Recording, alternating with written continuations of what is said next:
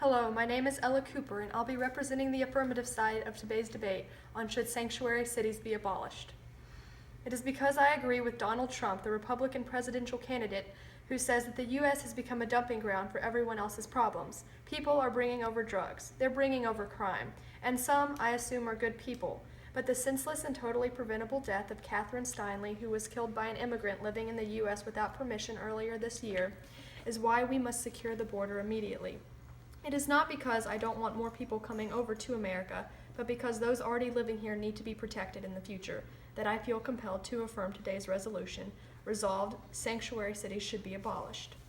For clarification of today's round, I would like to offer up the following definitions. Sanctuary city, provided by Merriam-Webster, that a city that has policies designed to not prosecute illegal immigrants, or a city that does not use municipal funds or resources to enforce federal immigration laws. Word number 2, illegal immigrant. An individual who entered the country without government permission or once lawfully entering remained within the country beyond the termination date of a temporary visa, also provided by Merriam-Webster. The third definition is alien, another colloquial name given to an illegal immigrant. Naturalized citizen, foreign nationals who have become citizens of a country, in the case of the United States, after fulfilling requirements established by Congress in the Immigration and Nationality Act. To abolish, the action or an act of ending a system, practice, or institution. Citizenship, the legal requirements of a national, state, or local government that grants the rights and citizens' rights and privileges to participating members of a political community or a citizen. The highest value of today's round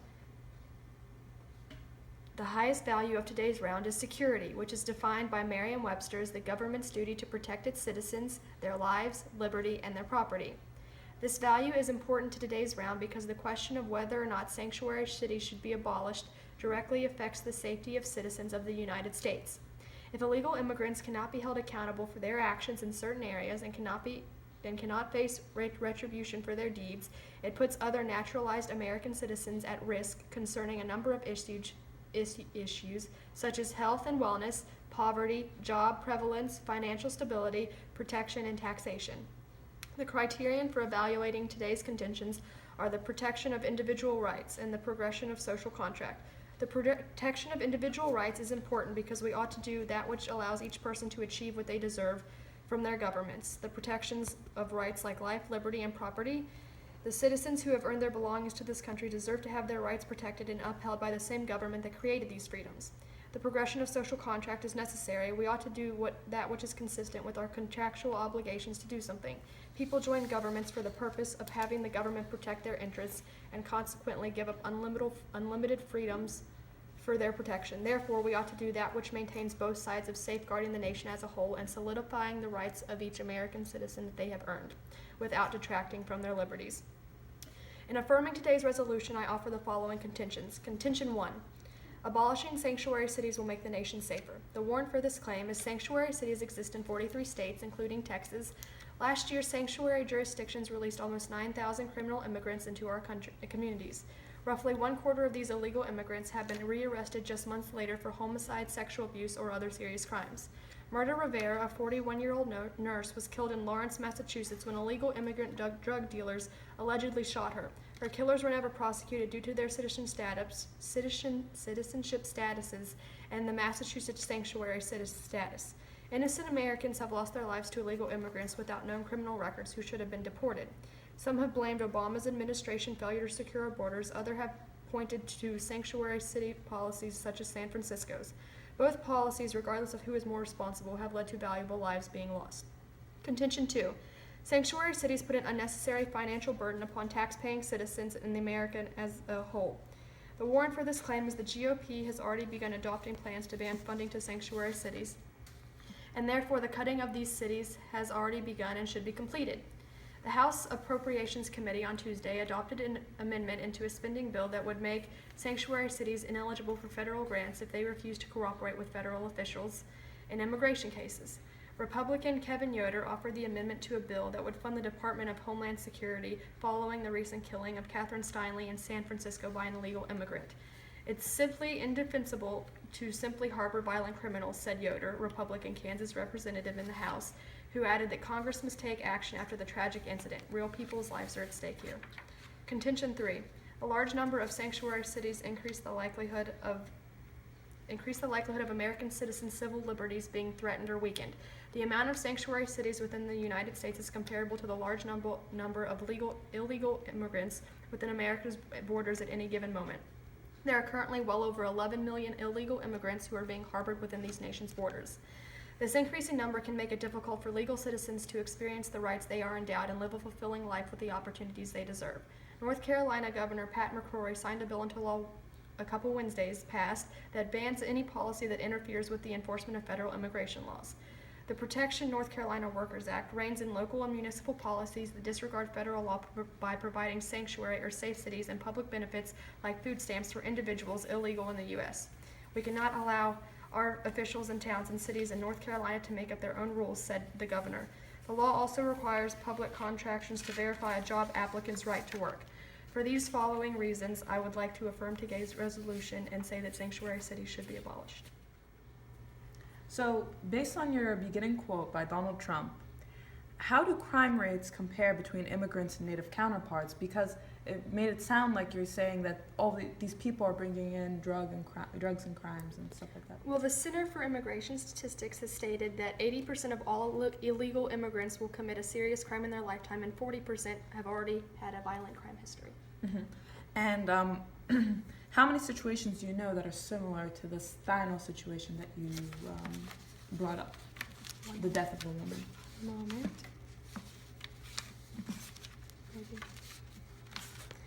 Brian McCann was killed in Chicago from illegal drug dealing. Michael Ronenbach was shot at point blank while working at a convenience store in New York. Susan Oliver is the widow of a deputy who was killed in the line of duty in drug trafficking scandal in Indiana. Don Rosenberg is the father of a boy who was struck and repeatedly ran over by an unlicensed immigrant who attempted to flee the scene in New Mexico. Those are just a few of them. Okay, and you listed life, liberty, and property as rights of American citizens that they're supposed to enjoy. In the pursuit of happiness. In the pursuit of happiness. And this is related to the 14th Amendment in the Constitution. So, do individuals that are not citizens have a right to the laws in to the bills in the Constitution? Well, I'm not saying that they do not have a right to these in their lifetime, but it is not protected by the government of the United States. It is not secured by the government of the United States because they are not citizens of America. Okay. How do crime rates compare between sanctuary cities and cities that do not have similar legislation? Overall, sanctuary cities have a higher crime rate, and it is most noticeable in San Francisco, which is a notorious sanctuary city, and their crime rate has actually increased by roughly 40% in recent years. Okay. And how feasible is this idea? What's your plan once these illegal immigrants are captured? What's your plan with them? Well, I'm not saying that we're going to capture illegal immigrants, but we're going to prevent further illegal immigrants from being harbored or coming over to America. Mm-hmm. If we take the time to have this legislation that stops more immigrants from coming over, mm-hmm. then we can't necessarily send the immigrants that are over here legally back, because that would cause more government problems. But we can take precautions to prevent more immigrants from coming over so that more jobs and other things aren't limited in terms of the citizens and the rights that Americans have deserved. Okay, thank you. Hi, my name is Rana Hamdani, and I'm representing the negative side of this debate on the question, should sanctuary cities be abolished? Because I agree with the 2009 report by the Police Foundation stating, local police involvement in immigration enforcement could have a chilling effect on immigration cooperation. Without this cooperation, law enforcement will have difficulty apprehending and successfully prosecuting criminals, thereby reducing overall public safety for the larger community. Resolved. Sanctuary cities should not be abolished. In order to clarify my position on this argument, I would like to offer the following definitions. Immigration and Customs Enforcement, or ICE, an agency under the Department of Homeland Security which controls federal immigration law. Sanctuary cities, areas in which local governments, either by practice or by legal means, do not report, aid investigation, or aid in apprehending illegal immigrants for federal authorities. Pearson. Justice, equity or righteousness, fairness. Merriam-Webster. Refugee, a person who flees to a foreign country or power to escape danger or persecution. The highest value in today's round is justice. Justice encircles ideals of equality and morality. Justice is often withheld from the downtrodden minorities in society because of embedded discrimination in the justice system, as noted in America's history of the Jim Crow laws, and the stifled voices of these minorities who cannot fight back. The criteria proposed for this debate is adherence to a moral standard centered on humanitarian treatment. Being treated as a human is what we can all consider a natural right. An idea proposed by philosopher John Locke suggesting that just because somebody is born, they have a human right to individual rights. These human rights can include life, liberty, and property, concepts mirrored in the 14th Amendment of the Constitution. Contention 1. Sanctuary cities removing sanctuary cities and forcing local law enforcement to report illegal immigrants opens the doors to deportation. Many illegal immigrants are escaping violence and drug wars at their homes and entering the United States for better opportunity for themselves and their children. Examples could be the recent traffic from Honduras and Guatemala. This situation being so prevalent as to cause the UN to suggest the United States immigration predicament is actually a refugee crisis, not an immigration crisis. Deportation would mean sending innocent individuals back to a life of violence and danger. This is not adhering to a moral standard of humanitarianism, and thus removing sanctuary cities would not be just or legal, violating both the value and the criteria of the debate. Contention 2. Deportation is not the job of local governments. If local governments turned in all immigrants that were found to be illegal, there would be a strain placed on the relationship between immigrant groups and law enforcement of this community. Immigrant communities, mostly Hispanic here in America, would be afraid of reporting crime to law enforcement for fear of being placed under closer scrutiny and sent to the ICE. Reporting criminal activity would increase community safety, lowering crime. San Francisco Sheriff Ross McCarimi says sanctuary cities make communities safer by building trust between the immigrants and the law enforcement. San Francisco has not suffered since adopting a sanctuary system. This sanctuary status began at the end of 1985. In 2014, San Francisco documented one of its lowest homicide rates ever, 45 killings per year. As a whole, California has additionally been experiencing lower homicide rates after the passing of many sanctuary policies. In 2014, California had its lowest homicide rate since 1971, 1,691 deaths. Returning to an analysis of San Francisco, compare the figures for homicides in San Francisco to homicides in cities with similar populations but no sanctuary policies. While San Francisco has 5.75 deaths per 100,000 citizens, Indianapolis has 15.17 deaths. Dallas has 11.39 deaths per 100,000. Columbus has 11.06 deaths per 100,000. All these cities are close to population to San Francisco, but have not adopted sanctuary policies. And as you can see, their homicide rates are higher. These sanctuary policies have not negatively affected communities through danger, as opponents suggest. In fact, these statistics show that systems witness a decline in violence. Removing these policies places communities at risk for more crime, demonstrated in the quote from the Police Foundation, recent studies, and Mr. Marikimi's quote. In a study by the Department of Urban Planning and Policy at the University of Illinois, Chicago, the team surveyed Latinas in Chicago, Houston, Los Angeles, and Phoenix. 70% of undocumented immigrants said that they were less likely to report a crime when police were active in the immigration system. The trust between these immigrants and law enforcement is disintegrated in these situations. It would not be just to abolish sanctuary cities, because not only would this remove trust between immigrants and law enforcement, but it also increased the crime rates in those areas.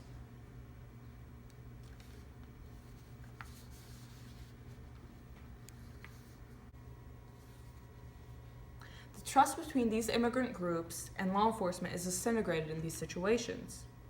When Hispanics or these minorities do not report to the police for fear of being arrested for other activities such as coming in as an illegal immigrant and being reported to the ICE, which has been very pushy on being reported to. They have been trying to get cities to detain prisoners and all the like, then the communities will not feel as safe reporting, because they feel that if they report, well, then they're going to be asked, what about this? What about this? Where are your papers? And all the like. It would not be just to abolish sanctuary cities, because not only would this remove trust between immigrants and law enforcement, but it would also increase the crime rates in those areas. As you've seen in California and in San Francisco in particular, they were experiencing the lowest homicide rates they'd had in years. For San Francisco, 45 killings per year, which was not comparable with Indianapolis or Dallas or any of the other places that had similar populations.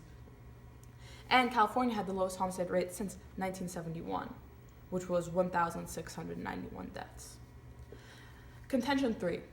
Sanctuary cities sanctuaries as a concept have had a long history in our past. Sanctuaries have provided safety for the downtrodden, and they should not be stopped just because people assume that there is a fear of something negative happening out of it. There has been stereotyping of immigrant groups because of where they're from, and this is incorrect, and sanctuary cities should not be stopped. Were you aware that of the crimes convicted on last year, 820,000 were committed by illegal immigrants, and they were later not prosecuted? However, this number does not even account for those undocumented. How could this number be affected if undocumented cases are taken into consideration? Undocumented cases, the thing is, what you have to realize is sanctuary cities do not protect illegal immigrants who are convicted of terrible crimes. These people are reported to the national government, such as people with a history of violent crimes or that do commit a violent crime. These are not withheld from the ICE. But people with, let's say, marijuana, somebody who had marijuana, they would not be reported. But yes. How do you justify bringing in these immigrants or harboring immigrants without detaining them when millions of Americans are out of work? Well, I can justify it by my moral standard criteria and my justice value stated earlier, because when the borders of the United States are closed off from these immigrants, they are stuck in terrible situations. Children are beat and placed into violent wars, gang wars. They're forced to join gangs, and if not, their families are killed or they're killed. Honduras and Guatemala are great examples of the child wars that are happening there with gang violence. And when we're closing off our borders like that, we're not protecting the downtrodden. As it says on our Statue of Liberty, give me your downtrodden, your teeming shores. We're not raising one of our biggest American values and protecting those that can't protect themselves, or those that are simply just looking for a better future for themselves and their children, where they do not have that wherever they're coming from. And why can't these individuals just apply for citizenship like all the other immigrants? Citizenship is not a simple process that you can just enter and, you're accepted as a citizen. No, it's a process that takes years. It is very difficult and complicated. To get citizenship papers, you have to go to a specific place, and then you're stuck there for I don't know how long trying to get into the United States. And how many times are you shot down? You're not allowed to become a citizen. And it's not even based on, let's say, violent crime. Obviously, you would not be allowed to become a citizen. But it's not really based on anything that somebody can exactly target. So are you encouraging others, immigrants that enter this country, to not even try to get citizenship? No, I encourage all immigrants to become citizens. But to say that the illegal immigrants are just immoral, or why don't they just apply for citizenship like everybody else, their situations have to be considered as well, because it's not black and white, and it's not humanitarianly correct to just bar them out of the country. While my opponent Rawan makes some impressive claims, I'd like to point out that she has mentioned that police will have a harder time building a rapport with these immigrants that are in sanctuary cities. However, sanctuary cities themselves can also be defined as a city where an inquiry by an officer or an official cannot be made concerning their right to citizenship. So if they are not citizens and they are questioned about this, it wouldn't be in a sanctuary city, so that they would still have this rapport able to be built up. Also, my opponent also pointed out that San Francisco has a low homicide rate, but in general, the crime rate has actually increased. Also, I'd like to point out that the ICE has actually released 66,000 immigrants in or around sanctuary cities, whereas my opponent has argued that ICE is actually, the illegal immigrants are actually very scared and nervous towards ICE, and that's why they come over and they don't report things, because they are worried that they will be deported. But actually, ICE has released over 66,000 individuals just in the past recent months. I'd also like to point out that the ICE agency also estimates there are nearly 1.2 million criminal aliens at large in the United States who have yet to be caught or prosecuted, while there are 2.1 million total illegal immigrants with convictions either past or present. Under current regulation, Homeland Security analyst David and Sarah states that illegal immigrants can be released while they wait for deportation. However, over 3/4 of those released individuals flee to sanctuary cities in the U.S. or Canada to avoid being deported. 85% of all illegal immigrant convictions are secondary or later offenses. The 11.7 million illegal immigrants in the U.S. account for nearly 14% of all crime, 20% of all kidnappings, 12% of all murders, and 16% of all drug trafficking charges. The American Academy of Sciences found that the employment of illegal immigrants caused a 44% decrease in wages of the American citizen. The Center for Immigration Statistics states that 80% of all illegal immigrants will commit a serious crime in their lifetime, and 40% already have violent crime histories. Considering these things, it is easy to see that around sanctuary cities where illegal immigrants are more welcomed, or illegal immigrants are more readily housed, that sanctuary cities have higher crime rates, and also these illegal immigrants are bringing over things to America that may not necessarily be what should be in America. 25% to 50% of all arrested gangsters are actually illegal immigrants. These statistics are shocking, considering that many other immigrants that apply for citizenship are being hindered by the illegal immigrants that are coming over.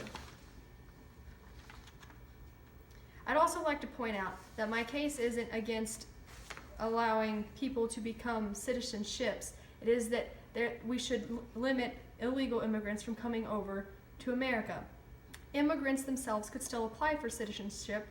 We are just trying to prevent illegals from hindering the American nation and hindering illegal immigrants and hindering immigrants from applying for citizenship. We would like individuals to become citizens of America. We just do not want illegal immigrants hindering the American population. My opponent says that the crime rates in sanctuary cities are high, especially in San Francisco, but there seems to be some conflicting factual information on this point, because the factual information that I've obtained states that San Francisco has a record low in 2014 of 45 killings per year, and that California as a whole has had one of the lowest homicide rates ever since 1971. With the idea of amendment rights and in the Constitution, the way that I hear it is that it seems as if U.S. citizens are the only people being given these rights. In fact, immigrants have a right to life, liberty, and property as well, and they are entitled to all the rights given to U.S. citizens in the Constitution. And it is not right to say that these rights of theirs should be limited just because they're illegal or they're not actually registered under United States law, under Supreme Court rulings, and the 14th Amendment's due process clause for life, liberty, and property. All immigrants are supposed to be given equal rights. There are 11 million unauthorized immigrants living in the United States. Besides the tragic death of Catherine Steinel, how many instances can be recounted of a similar situation? I mean, my opponent gave 6. Well, that's 6 instances. There are 11 million illegal immigrants. What's really the statistics on the fact that such a violent death has occurred? While my opponent does give some statistics saying that illegal immigrants have engaged in more violent criminal acts, sanctuary cities places spotlights on the federal government and the rights of state and local law enforcement as a right. So let's say that in comparison to native-born U.S. citizens, the percentage of immigrant males that have been incarcerated is 1.6% in comparison to the 3.3% native-born. And also, the same research study by the 2010 American Community Survey shows that illegal immigrants are less likely to engage in criminal activity than native-born counterparts, which could be a factual clash. I don't know what happens, but that is the information that I have. This idea of immigrants being a problem puts this emphasis on the stereotypes that immigrants are worse, when in fact the information I present shows that they are normal citizens living in this country trying to become better. The need to provide safer communities with immigrant populations is one of the biggest points, because when 70% of illegal immigrants say that they do not want to report a crime because they're afraid of incarceration because they are illegal, that reduces the feedback that the police is given in those communities. How are police supposed to catch criminals if they don't know the crime is happening? How are they supposed to protect the community if they don't know what's going on in that community? It doesn't make any sense. Police need that kind of feedback.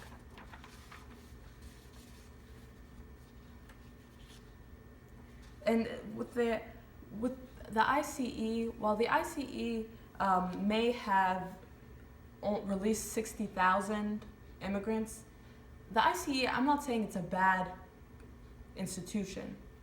They're an institution that is doing their job. But we can say that they had the removal of 345,000 approximately in 2013 immigrants. So that they are not just standing with immigrants and helping them. The immigrants are also afraid of the ICE. How are they supposed to live their lives in America if the ICE is going to remove them? And even if it's just, even if numbers, let's say, do not support this idea, it's also the psychological point where immigrants say, oh, well, their job is immigration removal. I'm an illegal immigrant. How am I supposed to live my life and report to the police if the police will report to the ICE? To return to the point on local governments do not need to be reporting to this federal level. In a federal court decision in 2014 by the 3rd U.S. Circuit Court of Appeals and U.S. District in Oregon, lower level communities in AOK are not reporting. Immigration standards are not binding on the local level. They do not have to report to the ICE. In the case of violent crimes, they need to report, but otherwise they do not have to, and it is only fair and it is under constitutional rights that they should not be lent to illegal searches or seizures, and all of the likely just because they are immigrants. Thank you. My opponent calls into question that there are 11 million illegal immigrants in this country, but I've only cited 6 examples. However, these 6 examples were family members of people who loved them and cherished them, and these people were wrongly killed for things that had nothing to do with them. They were innocent individuals that were killed just because they were in the wrong place at the wrong time. My opponent also says that 70% of illegal immigrants will not report their crime that they've committed because they are worried about deportation. But imagine this number in comparison to the crime rates of illegal immigrants that are actually reported.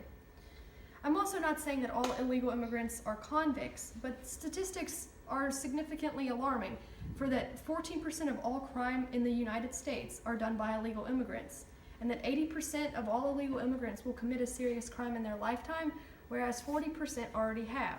And these statistics are from the Centers for Immigration Statistics. So we do have some differing points on statistics. That might be source issues, but what may be, what may be.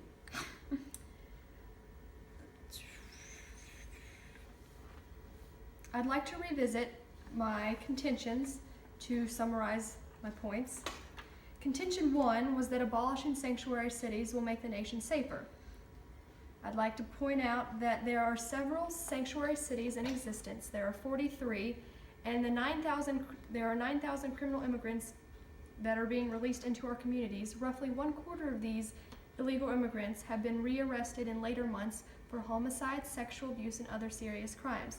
So if sanctuary cities are abolished, these serious crime rates would decline significantly. Contention 2, sanctuary cities put an unnecessary financial burden upon tax-paying citizens and America as a whole.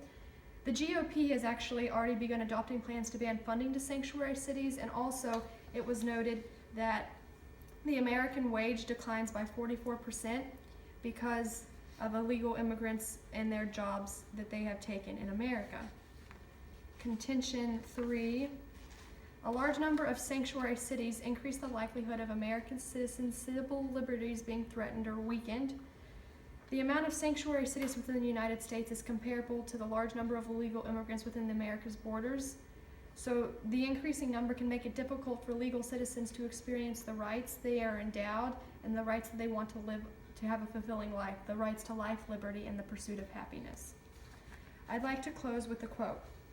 As Heather McDonald, an immigration researcher at Yale, observed, the children of immigrants commit crimes at higher rates. Between the foreign-born generation and their American children, the incarceration rate of Mexican Americans jumps more than 8-fold. She also observed, unless we can prevent immigrants from having children, a high level of immigration translates to increased level of crimes. So these sanctuary cities should be abolished. Thank you.